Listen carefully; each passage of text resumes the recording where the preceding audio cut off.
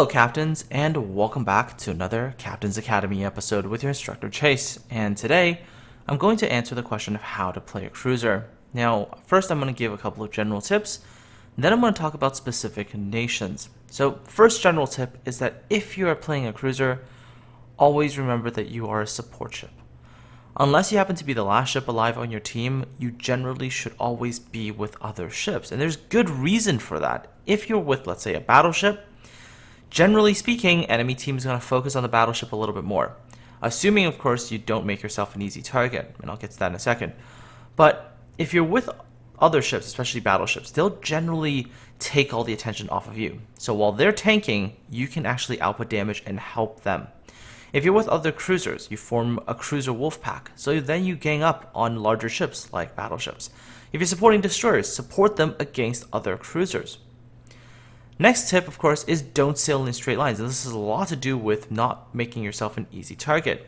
If you sail in a straight line and you show your broadside, you're really going to enjoy getting deleted by battleships, or other cruisers if they happen to be close enough to you.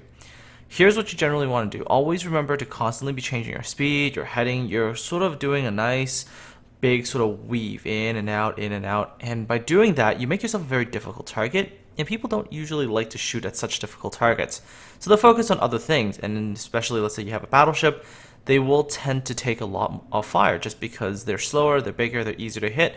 So during those kinds of situations, if you're making yourself that difficult target, you can output damage without taking too much in return. Then we move on to the third tip, and this of course is, this one's quite self-explanatory. Fires. If you're in a cruiser, shoot lots of HE at things that are angled to you. And what you're trying to do is you're trying to set them on fire. You're trying to get them to burn their damage control party. And then you want to set them on fire again to get full duration burns. This way, if you team up with other ships, especially other cruisers, you can output quite a bit of damage. Now you're probably asking, do I ever use armor piercing? And the answer is, well, sometimes. It depends on the situation. So generally speaking, only use armor piercing if targets are closer to you and they're not in a high percentage auto bounce territory. Meaning if you see a ship that's angled to you, and let's say that ship is at a maybe 60-degree angle, don't fire armor piercing at it, it's just gonna bounce. So generally try to limit it to a certain degree of angles, although I will make an exception to USN cruisers, but I'll get to that in a minute. The next important thing you need to do is keep an eye on ships that are going to be popping damage control parties. So for example, ships on fire, ships that are taking torpedoes, because what you want to do is that the minute they pop their damage control party, you want to calculate how long their immunity timer is, and you want to try to set them on fire again, because you want those fires to be full duration fires to burn while their damage control is on cooldown. So sort of as a general rule of thumb, the general immunity timers look something like this. If you're a US battleship, it's about 20 seconds. German battleship's 15. Japanese battleship is 10 seconds. Everything else is 5 seconds. Also try to time your salvo as well, right? You don't want to waste a salvo and then it hits and the ship is still on immunity timer. So what you want to do is, you see the damage control being popped, so you go immunity timer, how long is it? Subtract the shell flight timer. That's the wait time before you want to fire the salvo, assuming your salvo is already loaded. If you're still reloading, then factor in the reload time plus shell flight time and see if that's enough to overcome the immunity timer of the enemy battleship. Remember, keeping battleships lit on fire prevents them from really aggressively pushing. And finally, make sure you support your team with your consumables. If you happen to have radar, or sonar, or smoke, or defensive fire, if you use it correctly at the right times, it could really make a big difference for the other ships that you're with. Now remember, as a cruiser, you want to be around other ships. They are going to be able to support you, and you're going to be able to support them. And by staying alive longer, you're going to be able to do more damage and be a lot more devastating. Alright, so now that the general tips are out of the way, let's take a look at the specific nations a little bit more, and I'll see if I can give you some things to think about with regards to each individual nation. So let's start off with USN cruisers, because this is a line that has got a pretty bad reputation. I mean, up to 6, generally it's okay, as long as you fire HE and you stay evasive. You've got lots of fast firing 152mm guns. Your shells, well, they're HE shells, they'll do their work, they'll set fires, they'll do damage, and you'll do okay. The big shift happens when you go from Cleveland to Pensacola, and this is where a lot of the issues begin. Your guns all of a sudden slow down. They fire a lot slower, so a lot of people are not used to that. Second, Unlike with the Cleveland, where you could get away with firing just HE all the time, with the Pensacola, you have to learn how to use your armor piercing correctly now. You have to learn when and where you should be using your armor piercing. And the USN armor piercing from tier 7 and up is actually quite unique. It has a lot to do with the auto bounce angles, but I'll show you that in a second.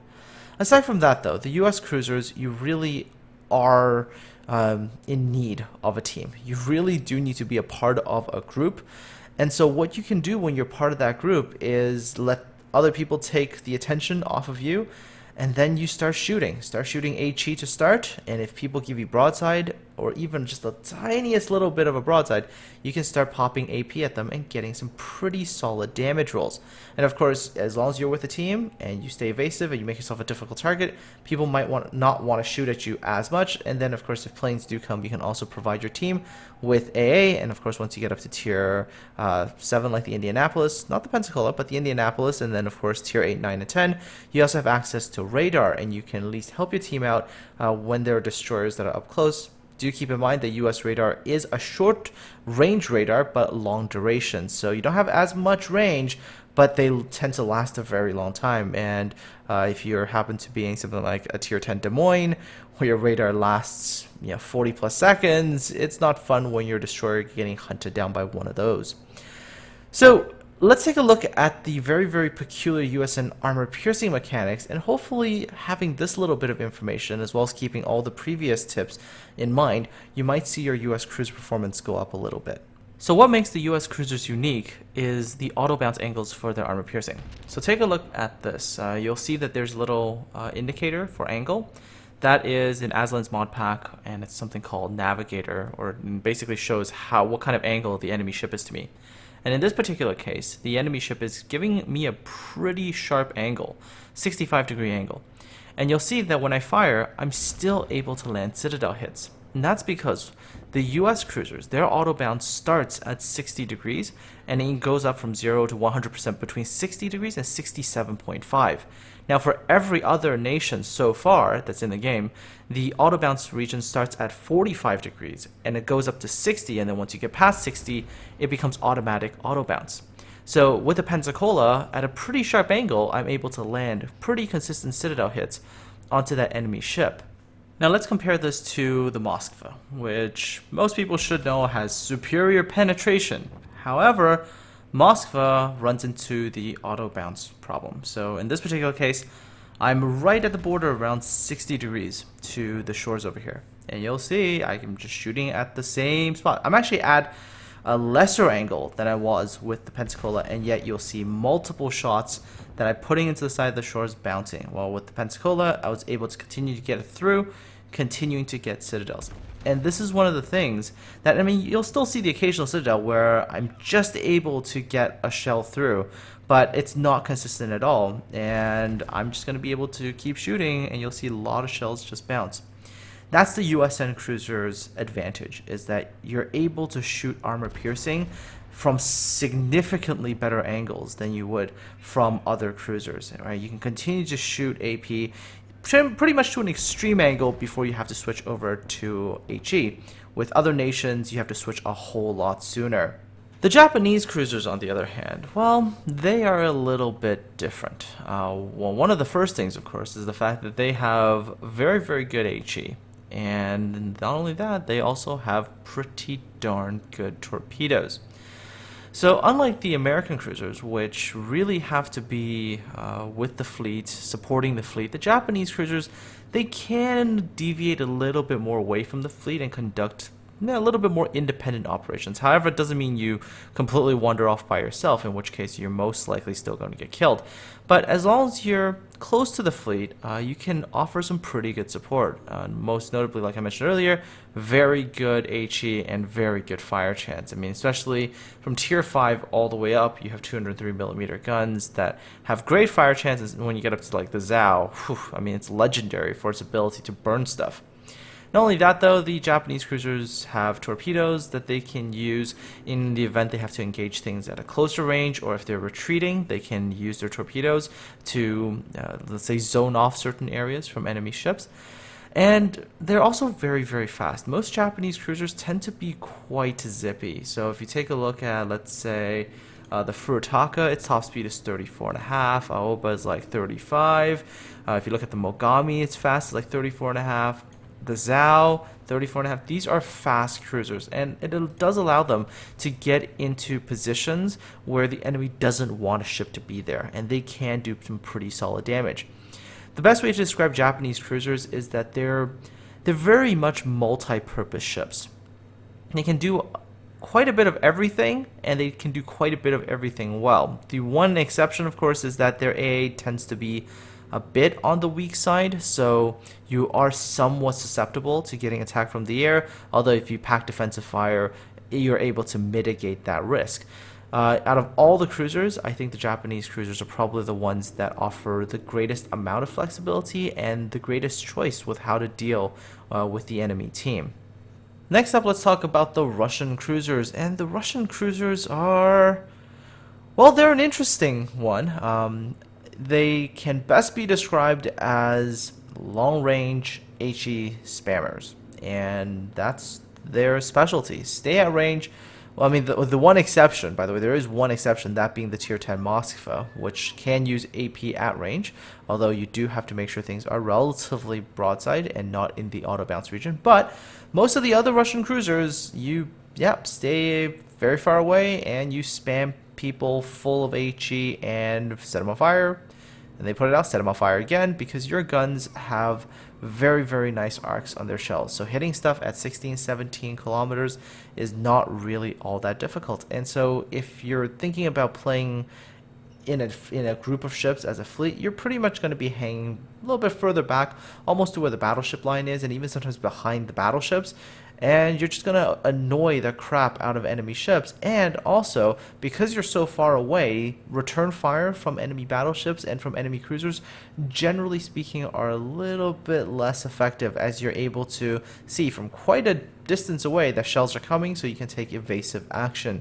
One final thing to keep in mind about the Russian cruisers is that at least Tier 8, Tier 9, Tier 10 Russian cruisers do have radar. Now, they're very different from the US radar. So if you take a look, for example, at the Moskva's radar, it's got great range, 11.7 kilometer range, but it's only active for 25 seconds. Which, if compared to the US radar, which is shorter range but much, much longer lasting, the Russian radar isn't really for prolonged assaults against destroyer. It's more for the ability to detect them at range, and then maybe your team can focus them down, or at least give your team some early warning that something is there. So to use the Russian radar effectively, you really got to consider whether or not your team is being spotted, whether you're being spotted, or whether you see torpedoes heading towards your team and you look at the map and make guesses based on where that destroyer might be, etc., and decide whether or not to pop off your radar. So that is something that is very team support specific. So again, you're not going to be wasting it. You got to intelligently use that short duration radar to really see where things are on the map. So again, one of the other things, of course, if you're coming around islands, because radars go through islands right now, if you're coming around an island or something, and you think there might be something there, it might be a good idea to pop radar and see if there's maybe a destroyer waiting there to ambush you. So all things to keep in mind when you're playing the Russian cruisers. German cruisers are a bit of a mixed bag, and I think that's the best way to actually put them. If you take a look at their guns, really, really good AP damage, good firing range, good velocity, but generally speaking, lighter shells, so when they finally do get to target, their penetration's not as good. And they don't have that USN advantage when it comes to AP and the auto bounce angles, so you can't really be firing AP all the time. So when you're dealing with something that's angled, you gotta go to HE, and then of course you run into the fact that the German has like the worst HE shell in terms of both damage, and the fire chance isn't all that great. So, if you like, the guns can be used. If you run into broadside targets, you go to AP. If you run into something that's angled, you use HE, and eventually you will get some fires. But if you compare it to something that is great at HE fires, like the Japanese cruisers or the Russian cruisers, it's not going to compare at all. So those ships are going to be far more effective in that role. And its AP, yes, it does more damage, but the USN has so much better angles to fire that AP and do good damage. So German cruiser guns are kind of they're very kind of meh. Like there's nothing about them that really truly stands out for me. There's always somebody else that's got something that is significantly better, but they're sort of jack of all trades. I mean, the whole German cruiser line seems to embody that philosophy. It's like jack of all trades, can do a little bit of everything, but not really a master of anything. It's also got torpedo tubes, but there's 6-kilometer torps, so torpedoes are shorter range, and you're not really going to be using them all that much because it's forcing you to close in range, and then the armor is pretty pathetic, so might run into trouble there. However, the German cruisers, I do have to point this out, is that they are pretty good at dealing with other cruisers, and it has something to do with their armor. If you take a look at their armor, they have turtleback armor. So against other cruisers up close, they're able to turn broadside and not actually take too many citadel hits. So that is an advantage if you're dealing with other cruisers. Again, it would have been nice, of course, if you had that auto bounce angle thing that the US had, then you could actually use AP against ships that are trying to angle against you. But I guess the best way to do it is just close range and use torpedoes. In which case, the Japanese cruisers are pretty good at that too. So again, yeah, that's one of the issues I have with the German cruisers. They're not outright superior to anything. They're okay, just sort of jack of all trades. Look at their AA. Yeah, their AA is pretty good. That's something. In fact, in a lot of tiers, they're actually better at AA than the US cruisers are. So that's a perk. So it sort of hints at where these ships are supposed to play. Really, you're just supposed to be with your fleet between like your battleships, maybe even sort of between them, weaving in and out, using them as sort of your tanks while you try to output as much damage as you can. They're also not particularly fast, so getting on flanks, not really that easy. Detectability is okay, but nothing amazing either there. It's one of the classes of cruisers that you just have to be content with being able to do a little bit of everything, but never just outright excelling at any one thing. Well, in all fairness, they do have the best hydroacoustic search, so that's something. And well, ships like the Rune, the Nuremberg, and the Königsberg, they do have a large proportion of their firepower on the rear, so they are pretty good at running away, although pushing in would be quite difficult. So, well, all in all, the German cruisers, like, yeah, they've got some strengths, but it's nothing overwhelming. They're just kind of able to do a little bit of everything, but not outright dominating in any one department. Alright, so here's a replay of me and an Atago during a ranked battle, hence why there's so few ships on both sides and only 2 caps on the map. And the first things you want to sort of pay attention to is my general position to the rest of the ships on my team, or at least the main battleship force that I'm going to be with. And for the early stages of the battle, I'm not too far away from them. And what I do is I try to lend them as much assistance as I can through setting the enemy battleships on fire, forcing them into positions they don't want to be, etc. So that's what I'm doing at the early stages of this battle. You'll see that the battleships are a little bit behind me, but I am comfortably within roughly one square tile on the minimap away from them. And I'm just supporting them with early HE fire. Now I'm at a distance where if the enemy ship would try to return fire with arm piercing, that enemy battleship, I would be a pretty hard target to hit, and also because this particular Tago also is equipped with both the rudder shift modules. So rudder shift is pretty quick. So if I see a shot like that coming in, you'll see that I'm already shifting and making myself as small of a target and as angled of a target as possible. Luckily for me, that shot wasn't really coming my way because not an easy target to hit at that kind of range. So already you can see that by sort of being lumped together in a group, the enemy team not too fond of trying to fight it out with the whole group. So a couple of their ships have already gone off and taken the B cap. So that's good. We've taken the A cap, they've taken the B cap, so it's 1 cap each. Now take a look at what happens as the battle progresses. We continue to stay pretty compact as a group while the enemy team ends up starting to split, and the minute that happens, we're able to continue to push and to maintain that advantage while the enemy team ends up becoming dispersed and not really concentrating their forces in any meaningful position. So at this point in time, continue to push with the team, keeping my eye on the minimap, just checking to make sure that the proximity of me to my team is relatively good. Also noticing that the enemy team is now maybe starting to push through B, maybe trying to get a flank on us, so I call for a push through A. Again, rank battles, yes, you do get a little bit more cooperation at times, so that does help. But the lessons are pretty much the same. It's like if you go into random, the same lessons apply. If you're in a cruiser, you try to stick with your battleships, you try to provide them with as much help as you can. Again, in this particular case, we're pushing together. Me, another cruiser, I think another Otago, as well as a couple of battleships. We're at least trying to push through A together. Enemy team is starting to split up, right? You'll see that there's a cruiser and like a battleship that's coming back. Well, at least we're sticking somewhat together. So far so good. Everything going according to plan. I try to take cover behind islands, and this is another thing about cruisers is that you do have to pay attention to terrain. So, certain times, certain terrain like little small islands like this, they offer you a certain degree of protection from taking fire. I see that there's a battleship over there. There's torpedoes coming in, so of course I slowed down. I've tried to angle a little bit, but I'm also going to try to let the Amagi take the lead. The battleship is there to provide a certain degree of tankiness. However, big thing to keep in mind, when a battleship goes out and tanks for the cruisers, don't just go, okay, well, go ahead, have fun with that. Be there with that battleship. Get out there, support them. So, of course, as soon as I see the salvo come in from the North Carolina, and I know the North Carolina is now on reload, I immediately push out to support the Amagi. Now, the Amagi got a really great salvo, mind you, on that North Carolina. Nukes him in one hit. So, of course, my attention immediately shifts over to the Bismarck, and I'm going to try to get some more fires. And again, try to provide supporting fire. As you can tell, the enemy team have now fully split up into two different groups. There's this north group and a south group that's pushing through south.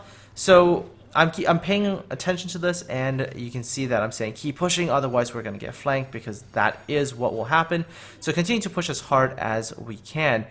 Eventually, the Bismarck is going to go down, and then their remaining Otago, which has actually done a very, very good job, mind you, at least trying to support their Bismarck. Well, he's now been caught into a bit of a bad position, because now, in order for him to rejoin his teammates, he's either got to fight through all of us, which he's not going to do, or take the long way. And in ranked, if I force him to go the long way, he's going to be out of this fight. So by the time that I see that we have numerical superiority north, and I see that there's a south push coming, and we lost one of our battleships down there, I immediately am heading for the B cap. And again, when I'm going there, I'm going to be taking one of the cruisers with me, and again, not being by myself, right? As a cruiser, you don't want to be in a situation where you're completely by yourself. Otherwise, you're not very effective. So that other Otago, even though he got quite a good amount of damage, he wasn't all that effective in the later stages of the battle. He was just forced out into a position where he couldn't influence the battle. On the flip side, my position has been pretty good so far. I've been with the battleships, I've helped them push through. Now, I see that they can probably handle that lone cruiser by themselves, so I'm immediately going to try to apply pressure in a different spot. But again, I'm not going by myself, I'm taking the other Otago with me. And of course, when we get around, we're going to be able to create a pincer on the enemy team. They're going to have to fight ships north, and they're going to have to fight ships on a flank that they don't really want to fight ships on. That's one of the things about the Japanese cruiser I mentioned earlier. You have that good speed, so you can get into positions where the enemy just really hopes that you're not. And we're going to be there. Once we get there, enemy team is going to have a rough time as well. One of the other reasons when you're playing a cruiser that you want to have support with you is that if something unexpected happens, you have someone else to also help you deal with something, and you're not just completely by yourself. So as we get onto the B cap, well, something unexpected does happen, because there is the Benson. So immediately, I, being the first ship in the lead, am going to be engaged by the Benson, but right behind me is another cruiser. So the thing is, now this Benson, if I can dodge these torpedoes, is going to come under the combined fire of two cruisers, and that is never a good thing to be dealing with when you are in a destroyer. So the Benson fires torpedoes. I do manage to dodge the salvo of torpedoes, and of course, the two of us together, well, that's no issue at all, as the Benson is just going to get pummeled by two different cruisers. It's just, yeah, absolutely no hope for him. And of course, cruisers and HE, tons and tons of damage. Benson just melts very, very quickly. Even though I did whiff on a couple of those shots, actually. Sometimes in ranked, the adrenaline kicks in, and you are a little bit hyped. So, other things about cruisers is you also have to know when you want to switch ammunition types, right? So when do you want to be shooting HE, when do you want to be shooting AP. So you'll notice that I switched over to AP. And the reason I switched over to AP is because that Atago, that enemy Atago that popped up a minute ago, is in a somewhat awkward position. There's an island in front of him. He's trying to back up. So my guess is that he's probably going to have to show me a broadside sometime. And fortunately, instead of going north, he decided to go south. Had he gone north, there would have been a relatively small window, but he decided to turn fully broadside to me south. And the reason you don't turn broadside is because another cruiser who's got AP loaded can do that to you and absolutely just wipe you off the map. With that Atago out of the way, myself and the other Atago on my team, we continue to push in from the south. And again, there's still two of us together. We're just making it so that the enemy team don't get to isolate one of us and then go 1 versus 1. This Hipper, yeah, he's engaging me, but he's constantly got to worry about this other cruiser that's shooting at him. Now, at this particular time, I decide not to switch away from armor piercing, continue to keep AP loaded because the other Atago is firing HE, and the combination of the two, well, it'll pressure the Hipper not to do certain things, right? Like, oh, don't go broadside, stay angled. Well, stay angled, you know, you're going to close the range quickly, you're going to be limited in the abilities when you can launch your torpedoes, constantly going to get shot at by HE as well, so just limiting the options that the Hipper captain has. And as you can see, the HE continues to rein in, although that salvo missed. But just keeping that Hipper on the defensive constantly while I get to push in aggressively, and with the Atago's sort of forward arced torpedo launcher, I'm able to get some torpedoes out. Again, force him into positions he doesn't really want to be in, and finally eventually getting this killing blow right around here. And that pretty much wraps up this battle. I mean, I don't get the highest amount of damage, only 66,000 some odd damage, I think. I think I might have gotten a bit more when I shot the other cruiser that's coming back. But the damage number is not like over 100,000 or anything, but this rank battle was very, very, very comfortable. So, you know, when you're playing cruiser, do keep these things in mind. One, you are a support ship, so always be around other friendly ships. Offer them that fire support, offer them that defensive AA, or, you know, smoke or hydro or radar, whichever. You know, be there to help them, right? Because that's really how you win games, is to play as a team, right? Other than that, remember, try to maneuver quite aggressively most of the time. Don't give enemy teams easy shots on you. That means don't sail in straight line, don't go broadside, especially the broadsiding part. Although do keep in mind that there is an over-penetration of a citadel that's possible if the guns have way too high pen and it's very, very close. So only in very, very select situations do you do that. Also, try to remember that certain nations' cruisers, like for example the US heavy cruisers, they have unique aspects with their armor piercing. So, you know, try to keep these sort of things in mind, right? Like if you're a German cruiser, maybe you can go broadside against another cruiser up close because you have that turtleback armor. You know, try to understand the strengths and weaknesses of the ships in your nation. And of course, keep the main tips in mind, and hopefully your cruiser play will improve. Anyways, folks, hope this video has been helpful, and hopefully you see improved results when you play cruisers. Good luck out there, and aside from all that, if you got any questions, leave those in the comment section below. Take care, folks, have fun, and I'll talk to all of you again soon.